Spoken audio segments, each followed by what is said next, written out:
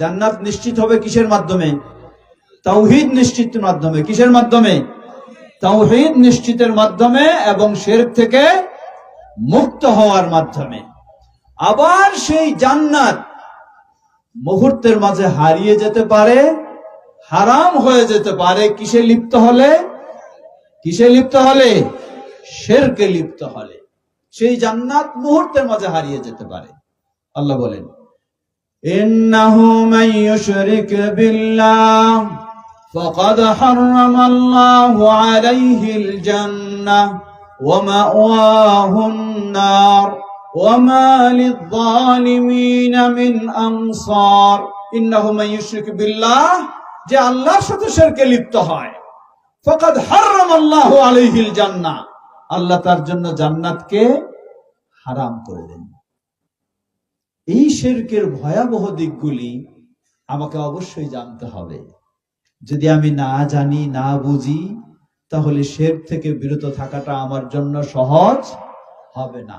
মনে রাখবেন, শিরক কিভাবে, শিরক বিশেষ করে প্রতিমা পূজার যে শিরক, এই প্রতিমা পূজার শিরক কিভাবে উৎপত্তি হলো, আল্লাহ সুবহানাহু ওয়া তাআলা কোরআনুল কারীমে সুন্দরভাবে আলোকপাত করেছেন। মানুষেরা যখন শিরকের ভয়াবহতা সম্পর্কে জানেনি, ইবলিস তখন মানুষকে শিরকে লিপ্ত করেছে। এজন্য আমাদেরকে শিরকের ভয়াবহতা বিষয় সম্পর্কে জানতে হবে এবং সেই শিরক থেকে সব সময় বিরত থাকতে হবে। বিরত থাকার জন্য আমরা জানব। কবি বলছেন, আরাফতুশ শাররা লা লিশ-শাররি ওয়ালাকিন লিতাওয়াক্কিহ মান লাম ইয়ারিফিশ শাররা ওয়াকাআ ফিহ। আমি খারাপ জিনিসটাও জেনেছি। কেন জেনেছি? খারাপে লিপ্ত হব এজন্য নয়, খারাপ থেকে যেন আমি নিজেকে রক্ষা করতে পারি, খারাপ থেকে যেন বাঁচতে পারি। কারণ যে খারাপ জানবে না, বুঝবে না, সে যে কোনো ভাবেই হোক খারাপে জড়িয়ে যেতে পারে। তাই শিরকের বিষয়টিও আমাদেরকে জানতে হবে। তৃতীয় বিষয়, শিরক সম্পর্কে সচেতন হয়ে শিরক থেকে মুক্ত হওয়ার জন্য সবসময় আল্লাহ সুবহানাহু ওয়া তাআলার কাছে আবেদন করতে হবে। লক্ষ্য করুন, নবী সাল্লাল্লাহু আলাইহি ওয়াসাল্লাম বললেন, ইন্না শিরকা ফি হাযিহিল উম্মাহ আখফা মিন দাবিবিন নামল। এই উম্মতে শিরকের বিষয়টা এত সূক্ষ্ম। কেমন সূক্ষ্ম? অন্ধকার রাতে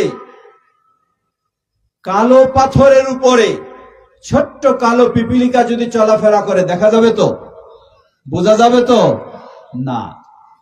এর চেয়েও সূক্ষ্ম হলো শিরকের বিষয়টি। যখন এভাবে বললেন নবী সাল্লাল্লাহু আলাইহি সাল্লাম, আবু বকর রাদিয়াল্লাহু আনহু খুব হতাশা ব্যক্ত করলেন, তাহলে কিভাবে শিরক থেকে বাঁচা যাবে? নবী সাল্লাল্লাহু আলাইহি ওয়াসাল্লাম বললেন, আলা আদুল্লুকা, আমি কি তোমাকে এমন একটি দোয়া শিক্ষা দেব না, যখন তুমি এই দোয়া পাঠ করবে আল্লাহ সুবহানাহু ওয়া তাআলা তোমাকে এই দোয়ার মাধ্যমে শিরক থেকে রক্ষা করবেন। কি দোয়া? আল্লাহুম্মা ইন্নী, বলুন, আল্লাহুম্মা ইন্নী আউযু বিকা আন উশরিকা বিকা ওয়া আনা আ'লাম ওয়া আস্তাগফিরুকা লিমা লা আ'লাম। অর্থ হলো, আল্লাহুম্মা, হে আল্লাহ, ইন্নী আউযু বিকা, হে আল্লাহ, আমি আপনার কাছে আশ্রয় চাই, আন উশরিকা বিকা, আপনার সাথে শিরকে লিপ্ত হব, এই অপরাধ থেকে আমি আপনার কাছে আশ্রয় চাই। কিভাবে লিপ্ত হব? ওয়া আনা আ'লাম, জেনে শুনে কোনো শিরকে যেন লিপ্ত না হই, এটা থেকে আমি আশ্রয় চাচ্ছি। ওয়া আস্তাগফিরুকা লিমা লা আ'লাম, আর যেই বিষয়ে আমি কিছুই জানিনি, এমনি ঘটে গেছে, সেটার থেকেও আমি আল্লাহ আপনার কাছে ক্ষমা প্রার্থনা করছি। আল্লাহ সুবহানাহু ওয়া তাআলা যদি রক্ষা করেন তাহলেই রক্ষা সম্ভব, যদি রক্ষা না করেন তাহলে সম্ভব হবে না।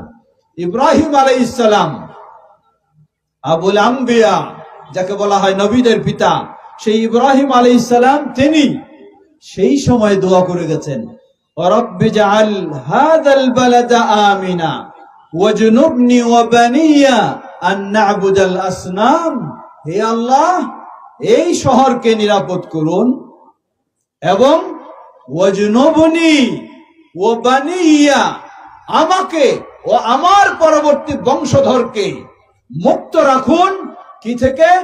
আন না'বুদাল আসনাম, যে প্রতিমা পূজা থেকে আমাদেরকে রক্ষা করুন, মুক্ত রাখুন। সুবহানাল্লাহ। দোয়া করেছেন ইব্রাহিম আলাইহিস সালাম, দোয়া করেছেন নিজের জন্য, দোয়া করেছেন নিজের পরবর্তী প্রজন্মের জন্য, সন্তানদের জন্য। তাই আমাদেরও সেই শিক্ষা নেওয়া উচিত। দোয়া করব আমরা নিজেদের জন্য, দোয়া করব আমাদের পরবর্তী প্রজন্মের জন্য, আল্লাহ যেন সকলকেই শিরক থেকে মুক্ত রাখেন। তাই শিরক থেকে বাঁচার তৃতীয় মাধ্যম হলো আল্লাহ সুবহানাহু ওয়া তাআলার কাছে শিরক থেকে বাঁচার দোয়া করা।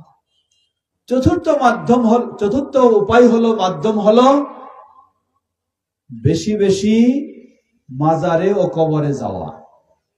নাকি? হ্যাঁ, তাহলে কি এই সব জায়গাগুলি থেকে কি করা? ওই লেখা থাকে না ট্রাকের পিছনে কি 100 হাত বা 100 গজ দূরে থাকুন। যেই সমস্ত অঞ্চল, ক্ষেত্র, এরিয়াগুলিতে শিরক হয় সেগুলি থেকে সব সময় আপনাকে কি করতে হবে? বিরত থাকতে হবে, দূরে থাকতে হবে। কারণ ইবলিস আপনাকে কোন কলে কৌশলে শিরকের কাছে পৌঁছলে সেটাতে জড়িয়ে দেবে তা বলার অপেক্ষা রাখে না। এজন্য ইবলিস আপনাকে প্রথমে বলবে শিরক করো, এটা বলবে না। প্রথমে বলবে তুমি খালি যাও না, ওই সিলেটের শাহজালাল মাজারটা একটু দেখে আসো না। প্রথমে বললে যাও একটু আজমির গিয়ে একটু দেখে আসো, নিল আপনাকে আজমিরের কাছে।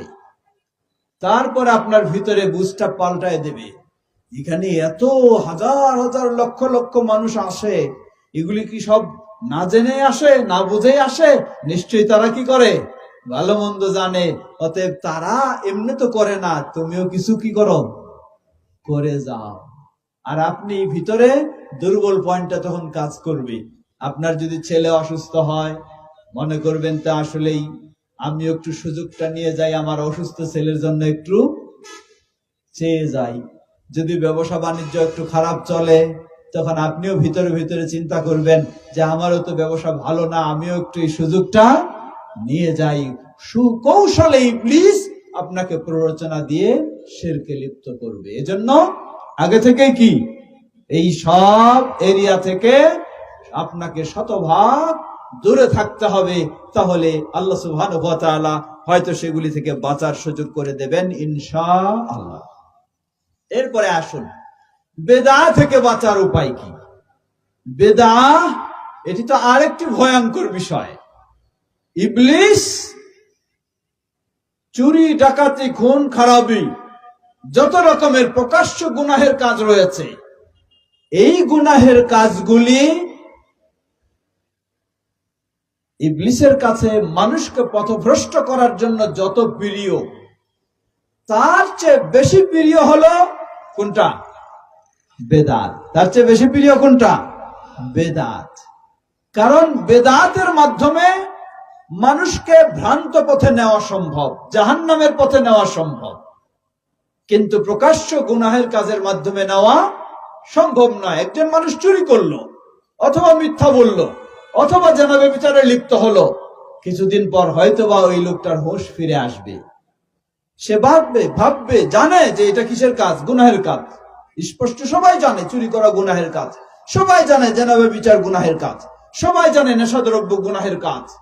সে এক সময় অনুতপ্ত হবে যে আমি তো গুনাহের কাজ করেছি, অতএব আল্লাহর কাছে আমাকে তওবা করতে হবে। কিন্তু বেদাতের কাজে যখন লিপ্ত হবে, সব সময় মনে করবে আমি কিসের কাজ করতেছি? সওয়াবের কাজ করতেছি। আমি সওয়াবের কাজ করতেছি, সুতরাং আমাকে এই কাজ থেকে কখনো বিরত হতে হবে না। গোটা জীবনটাই চলবে, তওবারও কোনোদিন চিন্তা করবে না। রাসূলুল্লাহ সাল্লাল্লাহু আলাইহি ওয়াসাল্লাম বলেন, কুল্লু বিদআতিন দালালা ওয়া কুল্লু দালালাতিন ফিন্নার। সব বেদাত হলো গুমরাহি, আর সব গুমরাহি নিয়ে যায় জাহান্নামের দিকে। দেখবে এই সওয়াবের আশায় করতে করতে করতে গুমরাহ হয়ে যাবে এবং যাবে কোথায়? জাহান্নামের দিকে। ইবলিস এই বেদাতের মাধ্যমে মানুষকে জাহান্নামের পথে নেওয়াতে সফল হবে। এজন্য ইবলিসের কাছে সবচেয়ে মিষ্টি। এই বেদাত থেকে আমরা কিভাবে বাঁচবো? বাঁচার উপায় কি? এর কয়েকটি বাঁচার উপায়। প্রথম বাঁচার উপায়, আল্লাহ রাসূল সাল্লাল্লাহু আলাইহি ওয়াসাল্লাম বললেন, আলাইকুম বিসুন্নতি ওয়া সুন্নতি আল খুলাফা আর রাশিদিন আল মাহদিয়িন তামাসসাকু বিহা। বেদাত থেকে বাঁচার উপায় হলো সুন্নাহকে আঁকড়ে ধরতে হবে। কি কে আঁকড়ে ধরতে হবে? সুন্নাহকে যত শক্ত করে ধরবেন, বেদাত থেকে তত দূরে থাকবেন। সুন্নাতকে যত ঢিল ভাবে ধরবেন, বেদাতের তত কাছাকাছি চলে যাবেন। আহলুল হাদিস হওয়ার সৌভাগ্য হলো সুন্নাহর কাছাকাছি বা সুন্নাহকে ধরার সৌভাগ্য লাভ করেছি। বলুন আলহামদুলিল্লাহ। এটি আহলুল হাদিস হওয়ার সৌভাগ্য। যদি আহলুল হাদিস আমরা না হতে পারতাম, আল্লাহ না বানাতেন, তাহলে সুন্নাহকে এত শক্ত করে আঁকড়ে ধরার আমাদের তৌফিক হতো না। ওই বেদাতের সমুদ্রে হাবুডুবু খেতাম। এজন্য বেদাত থেকে আরো বেশি বিরত থাকার বাঁচার বড় মাধ্যম, অন্যতম মাধ্যম হলো সুন্নাহকে শক্তভাবে আঁকড়ে ধরা। দ্বিতীয় পথ বেদাত থেকে বাঁচার, রাসূলুল্লাহ সাল্লাল্লাহু আলাইহি ওয়াসাল্লাম, সাহাবায়ে কেরাম ও সালাফদের পথ যেটা, সালাফদের মানহাজ যেটা, সেটাকে শক্ত করে আঁকড়ে ধরা। ছোট্ট একটি কথা ভালো করে শুনবেন। সালাফদের মানহাজ মানে কি? সালাফদের মানহাজ মানে একজন মানুষ বেদাতি আমাকে গালি দেয়, আমিও তো তাকে তার মতোই গালি দিব, তাই না? হ্যাঁ, খেয়াল রাখবেন। একজন বেদাতি আমাকে গালি দেয় খারাপ ভাষায়, অশ্লীল ভাষায়, তাহলে আমি যেহেতু সুন্নাহপন্থী, আমি খুব ভালো মানুষ, আমার কি নাই, ভালো দিক নাই, তাই আমিও কি করব, তাকে সেম তার মতো ভাষায় বা আরো কঠিন খারাপ ভাষায় তাকে গালি দিব। তাহলেই তো আমি ভালো থাকতে পারবো নাকি? এই জায়গায় হলো সমস্যা। আমরা সালাফি সালাফি আহলে হাদিস বলে চিৎকার দেই, কিন্তু মানুষের গালির পাল্টা আরো নোংরা গালি আমরা দেই। তাহলে আপনিও বেদাতি থেকে কম নয়, আপনি তার চেয়ে আরো বেশি এগিয়ে গেলেন। অবশ্যই আপনাকে এই ক্ষেত্রে মনে রাখতে হবে, নবী সাল্লাল্লাহু আলাইহি ওয়াসাল্লাম ঘরে বসে আছেন, উম্মুল মুমিনিন আয়েশা রাদিয়াল্লাহু আনহা আছেন। হঠাৎ কয়েকজন ইহুদি নবী সাল্লাল্লাহু আলাইহি ওয়াসাল্লামের কাছে আসার জন্য অনুমতি চাইলেন, ঘরের ভিতরে প্রবেশের অনুমতি দিলেন। ইহুদিরা প্রবেশ করেই বলে ফেললো, আসসালামু আলাইকুম। মানে কি? আপনার ধ্বংস হোক। ইহুদিরা নবী সাল্লাল্লাহু আলাইহি ওয়াসাল্লামের কাছে এসে সালাম দিল এই ভাষায় যে আসসালামু আলাইকুম, আপনার ধ্বংস হোক। নবী সাল্লাল্লাহু আলাইহি ওয়াসাল্লাম মার্জিত ভাবে, সুন্দরভাবে জবাব দিয়ে দিলেন, ওয়া আলাইকুম। মানে যেই শব্দ বলছিল ওই শব্দটাও বলেন নাই, খালি সংক্ষিপ্ত বললেন ওয়া আলাইকুম, মানে তোমাদেরও ধ্বংস হোক, যা চাইছো সেটা তোমাদেরও হোক। কিন্তু কোন অমার্জিত শব্দ ব্যবহার করলেন না। রেগে গিয়ে তো আরো বেশি গালি দিতে পারতেন, না করলেন না। ইহুদি তারা কথাবার্তা বলে চলে গেল। চলে গেলে উম্মুল মুমিনিন আয়েশা রাদিয়াল্লাহু আনহা ভিতরে তো রেগে ফেটে যাচ্ছেন, শুরু করে দিলেন লানত বর্ষণ করা। সেই ইহুদিদের উপর লানত বর্ষণ করা, গালি দেওয়া শুরু করে দিলেন। রাসূলুল্লাহ সাল্লাল্লাহু আলাইহি ওয়াসাল্লাম বললেন, হে আয়েশা, কি হলো তোমার? কেন তুমি এত ক্ষিপ্ত হচ্ছ? উল্টা আবার রাসূল সাল্লাল্লাহু আলাইহি ওয়াসাল্লামকে ধমক দিচ্ছেন। কেন আপনি শোনেননি? তারা কি বলে গেল? আপনার ধ্বংস কামনা করে গেল। রাসূলুল্লাহ সাল্লাল্লাহু আলাইহি ওয়াসাল্লাম বললেন, তুমি কি শোনোনি আমি কি বলেছি? আমিও তো বলেছি ওয়া আলাইকুম, মানে তোমাদেরও শেষ হোক, তোমাদেরও ধ্বংস হোক। এরপরে রাসূলুল্লাহ সাল্লাল্লাহু আলাইহি ওয়াসাল্লাম বললেন, জেনে রাখো, ইন্নাল্লাহা রাফিকুন ওয়া ইউহিব্বুর রিফকা। আল্লাহ সুবহানাহু ওয়া তাআলা হলেন নম্র ভদ্র, আর নম্রতা ভদ্রতাকে আল্লাহ সুবহানাহু ওয়া তাআলা পছন্দ করেন। সুবহানাল্লাহ, সুবহানাল্লাহ। এর মানে কি বোঝা গেল?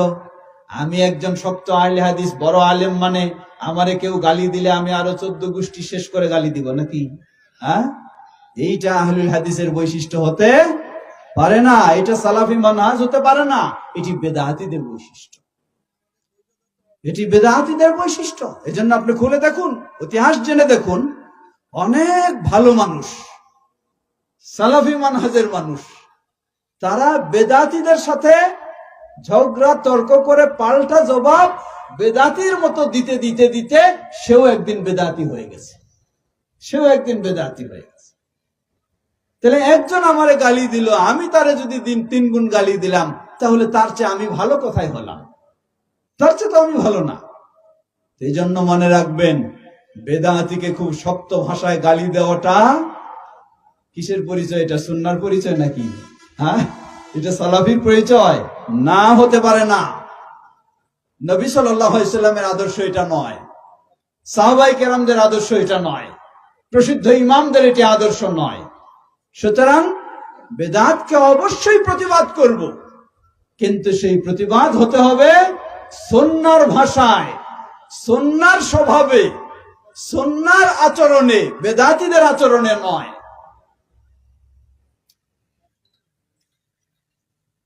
তৃতীয় বিষয়, বেদাতকে কখনো ছোট মনে করা যাবে না।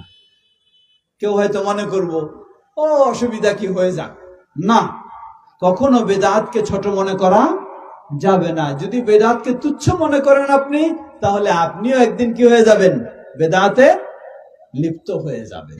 এজন্য কখনো তুচ্ছ মনে করা যাবে না।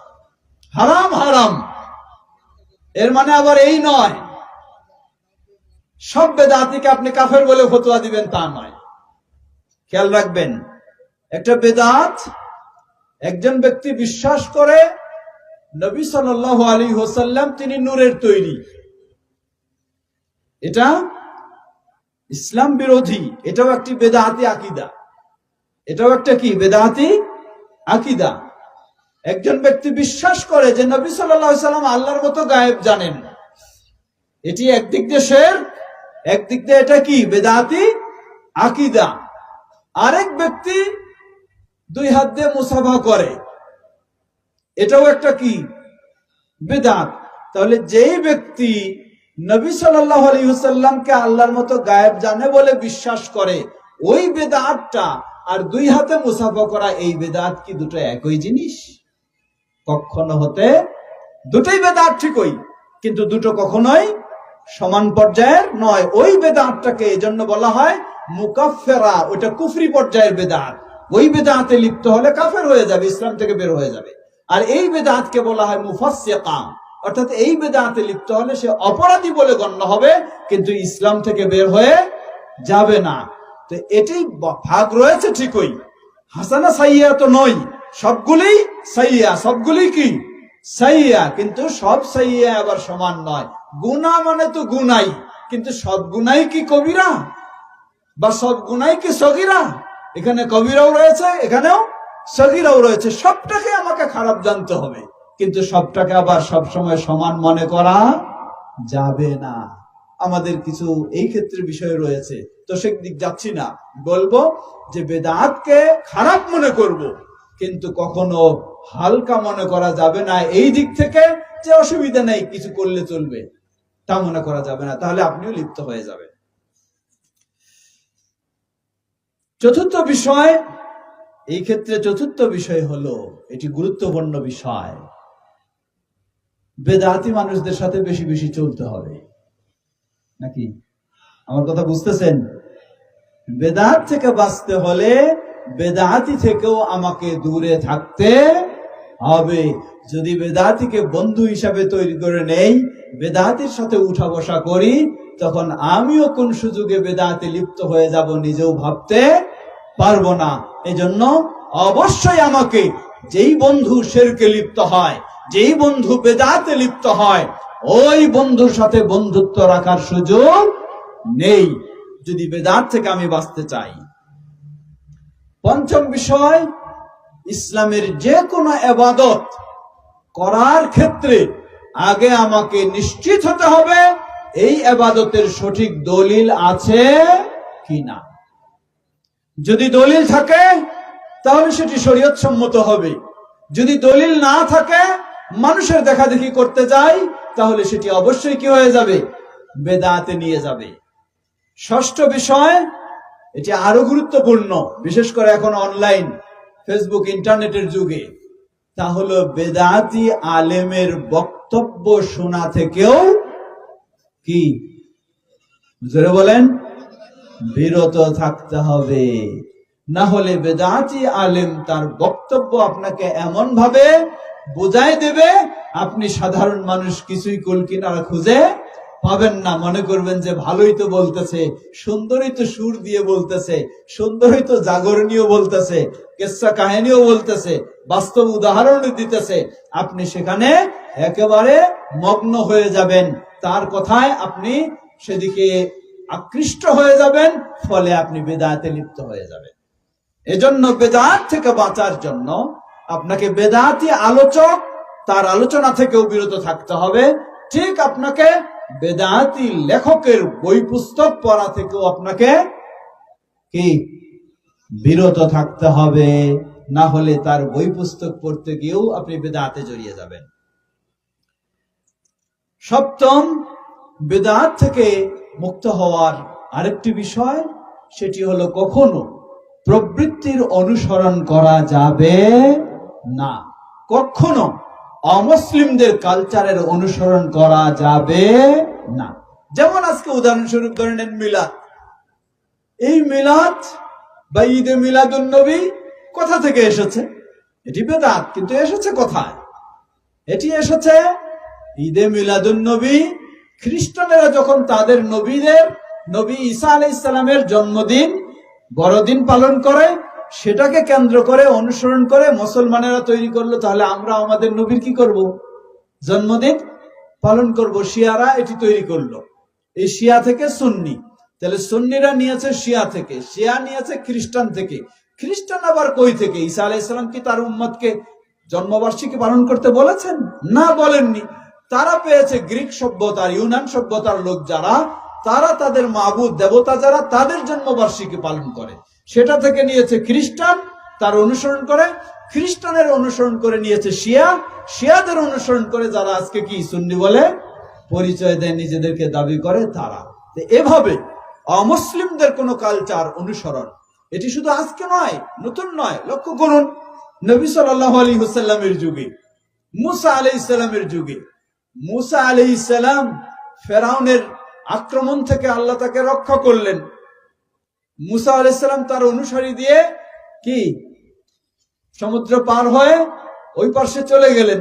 এখন অনুসারীরা মুসা আলাইহিস সালামকে ওই এলাকায় দেখছে যে কিছু প্রতিমা পূজা করছে, তারা বলা শুরু করলেন কি, এ যে আল্লানা আলিহা কামা লাহুম আলিহা, এ মুসা আলাইহিস সালাম তাদের যেমন মাবুদ প্রতিমা রয়েছে, আমাদের জন্য এরকম কি করুন, প্রতিমা তৈরি করে দিন। দেখা দেখি নবী সাল্লাল্লাহু আলাইহি ওয়াসাল্লাম যুদ্ধ থেকে ফিরছেন, যুদ্ধ করে সাহাবায়ে কেরাম সাথে আছে। এমন একটা জাতির পাশ দিয়ে ফিরছেন, তারা একটা গাছ, জাতু আনওয়াত বলে, এই গাছে তাদের তরবারি ঝুলিয়ে রাখে। এই গাছের চতুর্দিকে তারা তাওয়াফ করে বরকত লাভের আশায়। যে এই পাশ দিয়ে সাহাবায়ে কেরাম যাচ্ছেন, সাহাবায়ে কেরাম নবী সাল্লাল্লাহু আলাইহি ওয়াসাল্লামকে প্রস্তাব দিয়ে বসলেন, হে আল্লাহ রাসূল সাল্লাল্লাহু আলাইহি ওয়াসাল্লাম, ইজআলনা যাতা আনওয়াত কামা লাহুম যাতু আনওয়াত, হে আল্লাহ রাসূল সাল্লাল্লাহু আলাইহি ওয়াসাল্লাম তাদের যেমন এই ধরনের সুন্দর একটা গাছে তরবারি ঝুলিয়ে দিয়ে বরকতের জন্য তাওয়াফ করছে, আমাদেরও এরকম একটা বানায় দেন। নবী সাল্লাল্লাহু আলাইহি ওয়াসাল্লাম শুনে হতবাক হলেন, বললেন, আল্লাহু আকবার, তোমরা মুসা আলাইহিস সালামের কওমের মতো বলছো যেমন মুসা আলাইহিস সালামের কওম মুসা আলাইহিস সালামকে বলেছিলেন যে আমাদেরও তাদের মতো একটা প্রতিমা বানায় দেন, তার ইবাদত করব আমরা। তোমরাও সেই আজকে মুশরিকদের মতো এইরকম একটা গাছ আমার কাছে বানিয়ে চাচ্ছ। তো এটি হচ্ছে কি, মানুষের দেখা দেখি, অন্যের অনুসরণ করে, প্রবৃত্তির অনুসরণ করে কিছু করা, এটি হলো বেদাতে লিপ্ত হয়ে যাওয়া। যেমন আজকে দেখুন জন্মবার্ষিকী এগুলি তো আছেই। এখন বার্ষিকী পালন শুধু নয়, বর্ষ আসলে আপনি কি নতুন নববর্ষের শুভেচ্ছা বিনিময় বিভিন্ন জন ইহুদি খ্রিস্টানরা করছে, এখন আমরাও কি তাদের দেখা দেখি শুরু করছি। ঠিক এমনই ভাবে বিয়ে শাদীর ক্ষেত্রে আপনি লক্ষ্য করুন, অসংখ্য বেদাত, শরীয়ত নিষিদ্ধ কাজ। শহরের মানুষেরা ইহুদি খ্রিস্টানদের অনুসরণ করে বিয়ে শাদীর কালচার করে, আর গ্রামগঞ্জের মানুষেরা হিন্দুদের কালচার অনুসরণ করে বিয়ে শাদীর যত রকমের এই করা সেই করা। দেখুন এগুলি বেদাত, এগুলি কখনো বেদাত শিরকে পর্যায়ে নিয়ে লিপ্ত করে থাকে। ঠিক এমনভাবে বেদাত থেকে বাঁচার জন্য আরো বাঁচতে হবে বেদাত ও শিরকে লিপ্ত পরিবার ব্যক্তিদের সাথে বিয়ে শাদী করা থেকেও বিরত কি থাকতে হবে। না হলে আপনার মেয়ে যদি দিয়ে দেন এক বেদাতি পরিবারে, ওই মেয়েটাকে আপনি নিজ হাতে কি বানাই দিলেন, বেদাতি বানাই দিলেন। সে টিকে থাকতে পারবে না, ওখানে কঠিন। ঠিক অনুরূপ ভাবে আপনার যদি দিন সম্পর্কে জ্ঞান আপনার পরিবারের বেশি না থাকে, স্বচ্ছ না থাকে, আর বেদাতি পরিবারের কোন ধার্মিক মেয়েকে নিয়ে আসেন, দেখবেন যে সেও আপনার পরিবারে কি করবে, সুযোগে সুযোগে বেদাত গুলিকে ছড়িয়ে দিবে ধর্মের নামে, ইবাদতের নামে।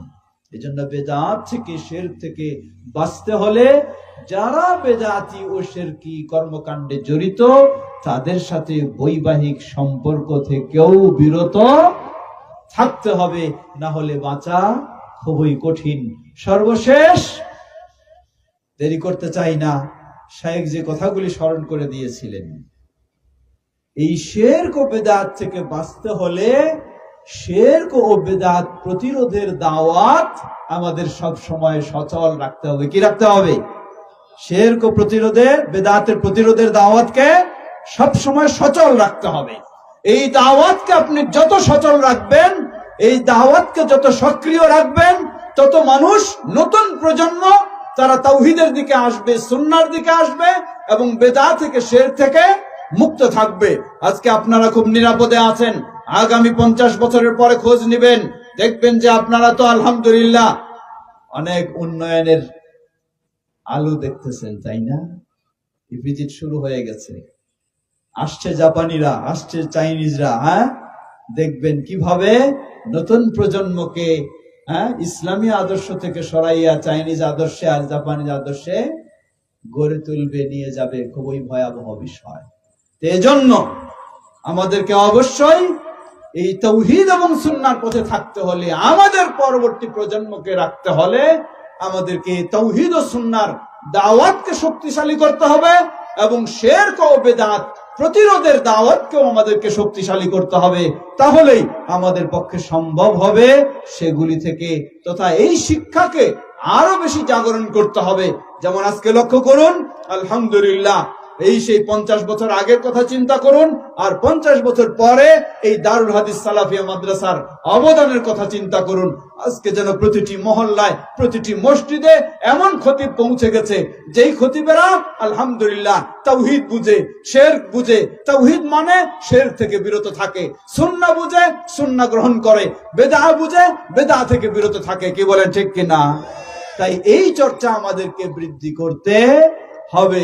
বাংলাদেশ জমিয়তে আহলে হাদিস, নারায়ণগঞ্জ জেলা জমিয়তে আহলে হাদিস এই সম্মেলনের মাধ্যমে সেই আহ্বানে জানাচ্ছে, যত আমরা এই চর্চা ঠিক রাখবো, আমাদের পরবর্তী প্রজন্মকে যত আমরা সচেতন করব। আল্লাহ রাব্বুল আলামিন তো সেই শিক্ষাই দিয়েছেন, বাবা মাকে অত্যন্ত গুরুত্বের সাথে দায়িত্ব পালন করতে হবে। আল্লাহ রাব্বুল আলামিন স্মরণ করে দিচ্ছেন সূরা লুকমান, যে আয়াতটি আমি বারে বারে অনেক জায়গায় স্মরণ করে দেই। আল্লাহ রাব্বুল আলামিন কি বলছেন? وَإِذْ قَالَ لُقْمَانُ لِابْنِهِ وَهُوَ يَعِظُهُ يَا بُنَيَّ لَا تُشْرِكْ بِاللَّهِ ইন্নাশ শিরকা লাযুলমুন আযীম। স্মরণ করুন লোকমান তার কলিজার টুকরা প্রিয় বৎসকে কিভাবে শিরক থেকে বিরত থাকার উপদেশ দিলেন এই ছোট্ট বয়সে। হে কলিজার টুকরা প্রিয় বৎস, লা তুশরিক বিল্লাহ, তুমি আল্লাহর সাথে শিরকে লিপ্ত হয়ো না। ইন্নাশ শিরকা লাযুলমুন আযীম, কারণ পৃথিবীর বুকে মহা অন্যায় অবিচার নাম কি? কি নাম? শিরক। আল্লাহ এটাই আমাদেরকে শিক্ষা দিচ্ছেন। প্রতিটি বাবা মা দায়িত্বশীলের কর্তব্য হবে তাদের সন্তানদেরকেও এভাবে শিরক থেকে মুক্ত করার জন্য সচেতন করতে হবে। আমরা যেন সবাই সচেতন হতে পারি, সচেতন করতে পারি। আল্লাহ আমাদের তৌফিক দান করুন। আমাদের সভাপতি সাহেব, মিয়া সাহেব, তিনি আমাকে স্মরণ করে দিয়েছিলেন যে বিষয় নিয়ে একটু কথা বলতে, সেটি হচ্ছে অত্যন্ত দুঃখজনক বিষয়। আজকে আমরা অনেক সুন্দর হচ্ছি, এই যে একটু আগেই স্মরণ করলাম, তা হলো নতুন উন্নয়নের পরেই দেখবেন উন্নয়নের ভিতরে আবার কি অন্ধকার চলে আসে। এখন এই আমাদের নতুন প্রজন্মকে আমরা থামাতে পারছি না, তারা মাদকাসক্ত হয়ে যাচ্ছে, ঠিক কিনা? তারা নেশাগ্রস্ত হয়ে যাচ্ছে। এটি আরো বাড়বে যখন টাকার ছড়াছড়ি হবে। কে কথা শুনে কার? সবাই টাকাওয়ালা, সবাই ক্ষমতা আছে, সবারই আছে, কার কথা শুনবে? সেজন্য আমাদেরকে সচেতন হতে হবে।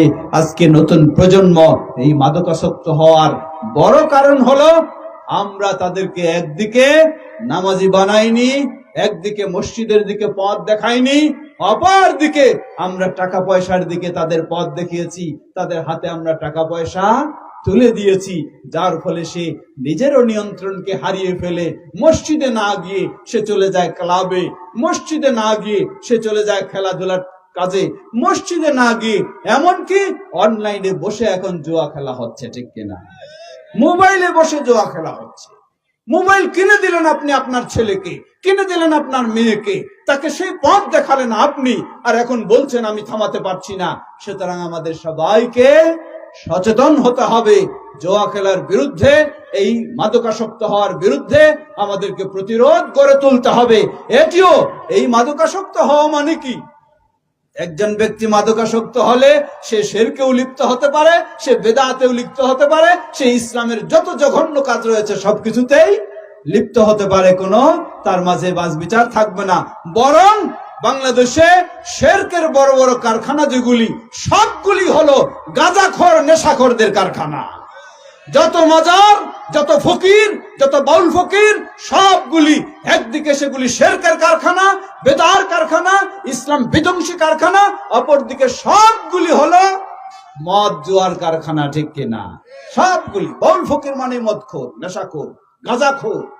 সুতরাং শিরক থেকে বাঁচতে হলে এই বিষয়টিও আমাদেরকে খেয়াল রাখতে হবে, না হলে আমাদের পরবর্তী প্রজন্ম দেখা যাবে তারা এই নেশাগ্রস্ত হয়ে, মাদকাসক্ত হয়ে, ওই গাঁজাখোর হয়ে তারাও দেখা যাবে ওই বাউল ফকিরের শিরকে, মাজার পূজারীদের শিরকে, কবর পূজারীদের শিরকে বা বেদাতীদের মতো সেই আড্ডাখানা তারাও তৈরি করে ফেলবে। আপনি বাধা দিয়েও থামাতে পারবেন না। এজন্য আমাদের সেগুলি থেকেও সচেতন হওয়ার জন্য আমাদের নতুন প্রজন্মকেও সচেতন করতে হবে। তাদেরকে আমরা যেন ইসলামের নির্দেশে শিরক মুক্ত হিসাবে গড়ে তুলতে পারি, ইসলামের প্রতি আন্তরিক করে গড়ে তুলতে পারি, নামাজি বানাতে পারি। তাহলেই ইনশাআল্লাহ দুনিয়াতেও আমরা শান্তি থাকবো, আখিরাতেও শান্তি পাবো ইনশাআল্লাহ। আপনি যখন জান্নাতে চলে যাবেন, জান্নাতে যাওয়ার পরেই দেখবেন হঠাৎ করে আপনার মর্যাদা জান্নাতে অনেক বেড়ে গেছে। বলুন সুবহানাল্লাহ। অনেক বেড়ে গেছে, কিন্তু কিভাবে বাড়লো? সেখানে সালাত নেই, সিয়াম নেই, কিছুই নেই। আপনি আল্লাহর কাছে প্রশ্ন করবেন, ওয়া আন্না লি হাদিহি, হে আল্লাহ, আমি তো এইভাবে জান্নাতে ছিলাম, এখন আমি হাই ক্লাস জান্নাতে কিভাবে চলে গেলাম? আল্লাহ রাব্বুল আলামিন জবাব দিবেন, বলবেন লি ইস্তিগফারি ওয়ালাদিকা লাকা, জেনে রাখো তুমি চলে এসেছো ঠিকই, কিন্তু তোমার ছেলে তো আছে পৃথিবীতে, তোমার মেয়ে তো আছে পৃথিবীতে। ওই ছেলে মেয়ে তারা তাওহীদের পথে রয়েছে, সুন্নাহর পথে রয়েছে, তারা যত আল্লাহর কাছে তোমার জন্য ইস্তেগফার করে আর তোমার জান্নাতের মর্যাদা তত বৃদ্ধি হতে থাকে। সুবহানাল্লাহ। আমরা যেন সেই সন্তানই গড়ে তুলতে পারি, সেই তাওহীদের পথেই চলতে পারি, সুন্নাহর পথেই চলতে পারি। আল্লাহ আমাদের জন্য সেটি সহজ করে দিন। কথা দীর্ঘ না করে শেষ করতে চাই, পরিশেষে আবারও স্মরণ করে দিতে চাই, জান্নাতেই হলো আমাদের মূল বিষয়।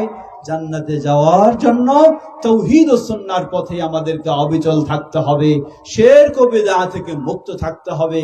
আর এই দাওয়াতি কার্যক্রমকে শক্তিশালী করতে হলে আমাদেরকে ঐক্যবদ্ধ আরো মজবুত হতে হবে। হব তো ইনশাআল্লাহ? বলুন, হব তো ইনশাআল্লাহ? আল্লাহ আমাদের সকলকে সে তৌফিক দান করুন।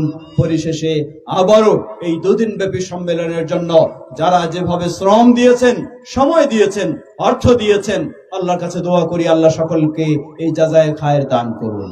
সকলের এই অবদানকে কবুল করে নিন। সামনে যেন আরো বেশি আমরা অবদান রাখতে পারি। সবাই আল্লাহ সে তৌফিক আমাদেরকে দান করুন। আমাদের মাঝে উপস্থিত অনুপস্থিত সকল অসুস্থদেরকে পরিপূর্ণ সুস্থতা দান করুন। সকল বিপদগ্রস্ত থেকে বিপদ থেকে মুক্তি দান করুন।